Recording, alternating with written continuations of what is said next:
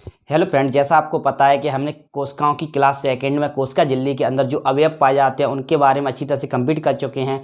आगे पढ़ने से पहले कोशिका झिल्ली के अंदर जो अवयव पाए जाते हैं उनका हम क्विक रिवीजन करेंगे। तो आपको पता होना चाहिए कि जो कोशिका झिल्ली होती है वो प्रोटीन की बनी होती है। काय की बनी होती है? प्रोटीन की बनी होती है। जो कोशिका झिल्ली के अंदर फर्स्ट नंबर का जो अवयव पाया जाता है उसको बोलते हैं माइक्रोकॉन्ड्रिया। क्या बोलते हैं? माइक्रोकॉन्ड्रिया। माइक्रोकॉन्ड्रिया की खोज किसने की थी? अल्टमैन ने की थी। किसने की थी? अल्टमैन ने की थी। अगर आपके एग्जाम में पूछ लिया जाए कि माइक्रोकॉन्ड्रिया की खोज किसने की थी? अल्टमैन ने की थी। अच्छी तरह से याद रखना है। उसके बाद आता है कि माइक्रोकॉन्ड्रिया क्या बनाता है। माइक्रोकॉन्ड्रिया किसका निर्माण करता है? माइक्रोकॉन्ड्रिया ऊर्जा बनाता है, ऊर्जा का निर्माण करता है।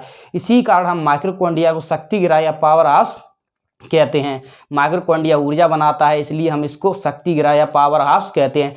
माइक्रोकॉन्ड्रिया की आंतरिक दीवारों को क्रिस्टी कहा जाता है। क्या बोलते हैं? माइक्रोकॉन्ड्रिया की आंतरिक दीवारों को क्रिस्टी कहा जाता है। क्या कहा जाता है? क्रिस्टी कहा जाता है। माइक्रोकॉन्ड्रिया की आंतरिक दीवारों को क्या कहते हैं? क्रिस्टी कहते हैं। आपको अच्छी तरह से याद रखना है कि 38 एटीपी मिलाकर 1 ग्राम ग्लूकोज का निर्माण करते हैं। 1 ग्राम ग्लूकोज से 4.2 किलो कैलोरी ऊर्जा का निर्माण होता है। 4.2 किलो कैलोरी ऊर्जा का निर्माण होता है। उसके बाद आता है गोल्जी बॉडी। क्या आता है? Golgi body. जो गोल्जी बॉडी होता है, गोल्जी बॉडी की खोज कैमिलो गोल्जी ने की थी। ये हमारा परिवहन का काम करता है, यातायात का काम करता है। जैसे आपको पता है कि माइक्रोकॉन्ड्रिया ऊर्जा बनाता है, लेकिन उस ऊर्जा को प्रत्येक अंग तक, जिस भाग को ऊर्जा की आवश्यकता है उस भाग तक पहुंचाने के लिए कोई एक अवयव होना चाहिए। जो अवयव है गोल्जी बॉडी। कौन है? Golgi body. जो प्रत्येक भाग तक, जिस भाग को ऊर्जा की आवश्यकता है उस भाग तक ऊर्जा पहुंचाता है। गोल्जी बॉडी की खोज कैमिलो गोल्जी ने की थी। किसने की थी? कैमिलो गोल्जी ने की थी। उसके बाद आता है सेंट्रोसोम। क्या आता है? सेंट्रोसोम।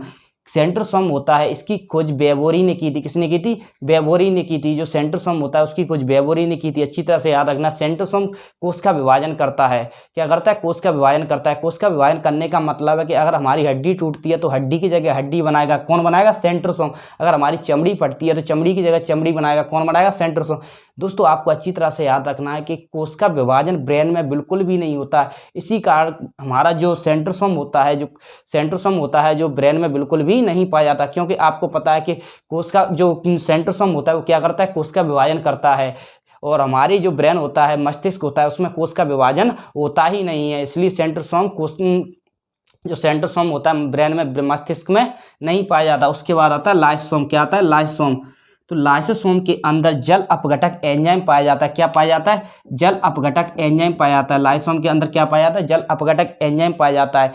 जल अपघटक एंजाइम का मतलब होता है अगर कोशिकाओं के अंदर, अगर कोशिका झिल्ली के अंदर कोई अवयव काम नहीं करता तो उस अवयव पर जल अपघटक एंजाइम छिड़ककर लाइसोसोम उस अवयव को खत्म कर देता है। उस अवयव की जगह नया अवयव बनाएगा सेंट्रोसोम, क्योंकि कोशिका विभाजन का काम कौन करता है? सेंट्रोसोम।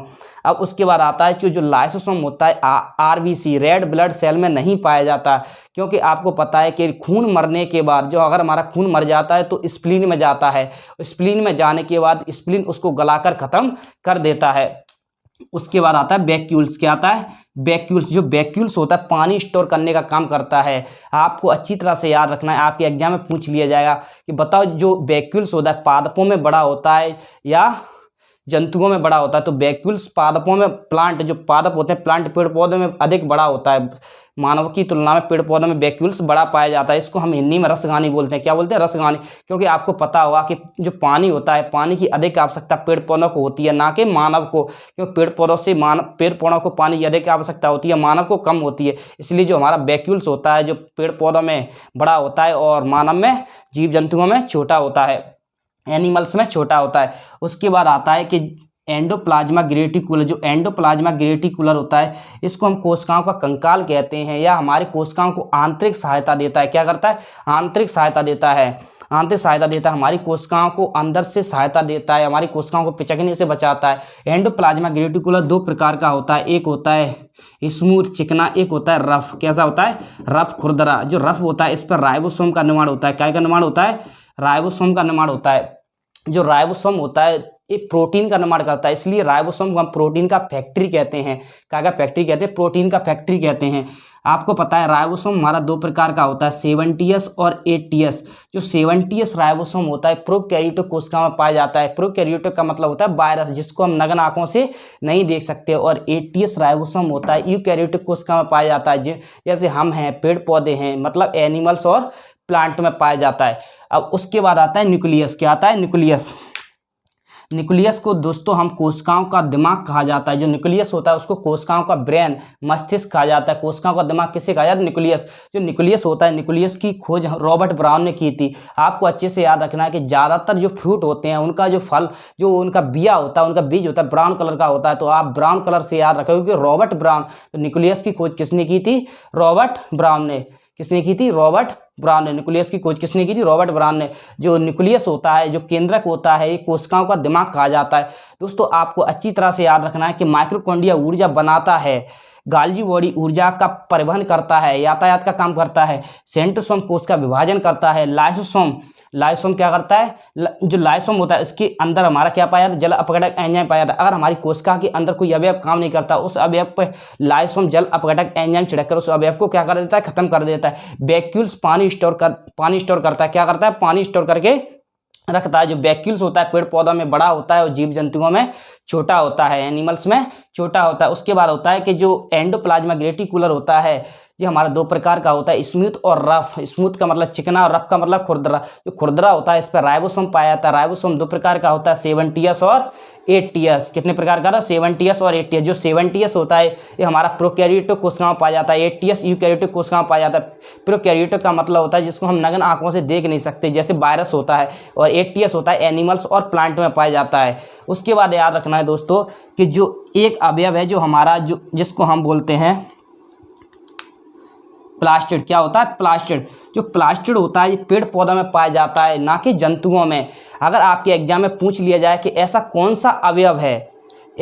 सा अवयव है जो पेड़ पौधे, प्लांट, पादपों में पाया जाता है लेकिन एनिमल सेल में नहीं पाया जाता, मतलब प्लांट सेल में पाया जाता है और एनिमल सेल में नहीं पाया जाता, तो प्लास्टिड, जिसको हम लवक बोलते हैं, हिंदी में क्या बोलते हैं? लवक बोलते हैं। क्योंकि आपको पता है कि हम खाना अपना बनाते नहीं हैं, हम अपना खाना स्वयं नहीं बनाते। क्या नहीं बनाते? स्वयं नहीं बनाते, हम अपना खाना पकाते हैं। लेकिन पेड़ पौधे प्लास्टिड मतलब लवक, प्लास्टिड के कारण खाना, मतलब जो प्लास्टिड होता है पेड़ पौधों में क्या पाया जाता है? प्लास्टिड, जो खाना स्वयं बनाता है। तुमने देखा होगा कि आपने पढ़ा है, आपने छोटी क्लासों में पढ़ा होगा कि जो पेड़ पौधे होते हैं अपना खाना स्वयं बनाते हैं, इसलिए पेड़ पौधों में क्या पाया जाता है? प्लास्टिड, जो अपना खाना स्वयं बनाता है। प्लास्टिड क्या करता है? खाना बनाने का काम करता है। जैसे आपने देखा होगा कि हम अपना खाना बनाते नहीं, हम अपना खाना पकाते हैं। तो अगर आपके एग्जाम में क्वेश्चन आ जाए कि बताओ ऐसा कौन सा अवयव है जो एनिमल्स की तुलना में एनिमल्स में नहीं पाया जाता और पेड़ पौधों में पाया जाता है, कौन सा अवयव है? प्लास्टिड। कौन सा अवयव है? प्लास्टिड। दोस्तों इसका स्क्रीनशॉट लीजिए जल्दी से। दोस्तों आपको पता होना चाहिए जो प्लास्टिड होता है, जो लवक होता है, जो पेड़ पौधों में पाया जाता है। तो आपको आपके एग्जाम में क्वेश्चन पूछ लिया जाएगा कि बताओ कोशिका का ऐसा कौन सा अवयव है जो पेड़ पौधों में पाया जाता है और एनिमल सेल में नहीं पाया जाता, पादपों में पाया जाता है और एनिमल सेल मतलब जंतुओं में, जंतु कोशिकाओं में नहीं पाया जाता। दोस्तों ऐसा कौन सा अवयव है? प्लास्टिड, लवक। अब जो प्लास्टिड होता है लवक 3 प्रकार का होता है। एक होता है क्लोरोप्लास्ट, एक होता है ल्यूकोप्लास्ट, एक होता है क्रोमोप्लास्ट। जो क्लोरोप्लास्ट होता है इसको हम हिंदी में हरित लवक बोलते हैं। क्या बोलते हैं? हरित लवक, या भोजन का निर्माण करता है। जो क्लोरोप्लास्ट जो हरित लवक होता है या भोजन का निर्माण करता है, वो यहाँ पत्ती तथा तना में पाया जाता है। कहाँ पे पाया जाता है? पत्ती तथा तना में पाया जाता है। जो ल्यूकोप्लास्ट होता है इसको अवर्णित लवक बोलते हैं। क्या बोलते हैं? अवर्णित लवक, या भोजन का संग्रह करता है। क्या करता है? भोजन का संग्रह करता है। संग्रह का मतलब होता है कि भोजन को स्टोर करके रखता है।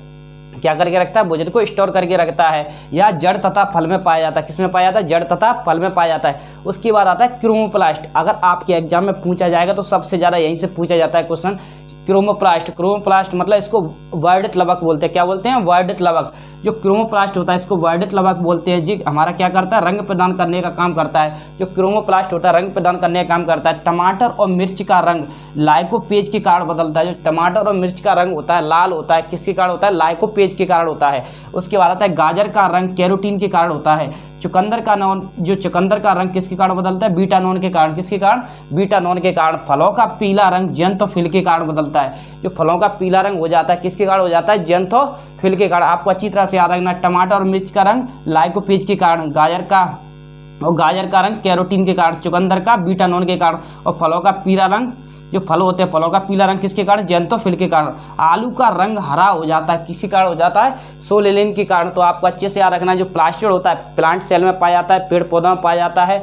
उसके बाद आता है जो प्लास्टिड होता है 3 प्रकार का होता है, क्रोमोप्लास्ट होता है, ल्यूकोप्लास्ट होता है और क्रोमोप्लास्ट होता है। तो क्लोरोप्लास्ट, ल्यूकोप्लास्ट और क्रोमोप्लास्ट, हरित लवक, अवर्धित लवक और वर्धित लवक। जो हरित लवक होता है, जो क्लोरोप्लास्ट होता है, या भोजन का निर्माण करता है, क्या का निर्माण करता है, भोजन का निर्माण करता है, या पत्ती तथा तना में पाया जाता है। जो ल्यूकोप्लास्ट होता है, अवर्धित लवक, या भोजन का संग्रह करता है, भोजन को स्टोर करके रखता है, और यह हमारा जड़ तथा फल में पाया जाता है। उसके बाद होता है वर्धित लवक, यह हमारा रंग प्रदान करने का काम करता है। अच्छे से याद रखना, आपके एग्जाम में सबसे ज़्यादा क्वेश्चन यहीं से पूछा जाता है। टमाटर और मिर्च का रंग किसके कारण लाल हो जाता है, लाइकोपेज के कारण, और गाजर का कैरोटीन के कारण, चुकंदर का बीटानोन के कारण, फलों का पीला रंग ज़ैंथोफिल के कारण, और आलू का रंग हरा हो जाता है सोलेनिन के कारण। नोट कीजिए दोस्तों जल्दी से। दोस्तों आपको पता होना चाहिए कि मानव में रंग प्रदान करने का काम कौन करता है। जो मानव का जो रंग काला, गोला, सांवला हो जाता है, तो रंग प्रदान करने का काम कौन करता है, मेलानिन।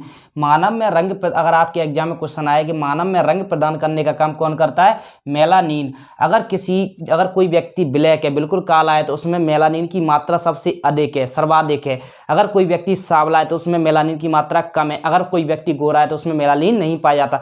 आपने देखा होगा कि जो काला व्यक्ति होता है तो वो धूप को अधिक सहन कर सकता है, लेकिन गोरा व्यक्ति धूप को अधिक सहन नहीं कर सकता। तो आपको अच्छे से याद रखना है कि मानव में रंग प्रदान करने का काम मेलानिन करता है। जो व्यक्ति ब्लैक होता है उसमें मेलानिन की मात्रा अधिक पाई जाती है। जो व्यक्ति सांवला होता है उसमें मेलानिन की मात्रा कम पाई जाती है। जो व्यक्ति गोरा होता है उसमें मेलानिन की मात्रा बिल्कुल नहीं पाई जाती। अगला वाला पॉइंट है कि जंतु कोश का पादप कोशिका में किस आधार पर अंतर किया जा सकता है। आपके एग्जाम में कई बार पूछा गया है कि जंतु कोशिका और पादप कोशिका में किस आधार पर अंतर किया जा सकता है। तो दोस्तों प्लास्टिड के आधार पर अंतर किया जा सकता है। प्लास्टिड का मतलब होता है लवक के आधार पर अंतर किया जा सकता है। आपको पता होना चाहिए कि जो एनिमल सेल होता है वो गोल होता है। कैसा होता है, गोल होता है। जो हमारा एनिमल सेल होता है वो गोल होता है। एनिमल सेल में कोशिका झिल्ली होती है, जो गोल होती है। उसके बाद आता है जो प्लांट सेल होता है, पादप कोशिका होती है, ये चौकोर होती है। कैसी होती है, चौकोर होती हैं। इसमें कोशिका झिल्ली और कोशिका भित्ति दोनों पाई जाती है। जो हमारा एनिमल सेल होता है उसमें कोशिका झिल्ली होती है। जो हमारा प्लांट सेल होता है जिसमें कोशिका भित्ति और कोशिका झिल्ली दोनों पाई जाती हैं। आपको दिख रहा होगा ऊपर मोटा मोटा सा रहता है, ये हमारी कोशिका भित्ति रहती है। अंदर की तरफ रहती है ये हमारी कोशिका झिल्ली रहती है। तो दोस्तों इससे आगे हम कल पढ़ेंगे। अगर आपको वीडियो अच्छा लगा हो तो वीडियो को लाइक कीजिए, सब्सक्राइब कीजिए एवं अधिक से अधिक लोगों को शेयर कीजिए। थैंक यू दोस्तों।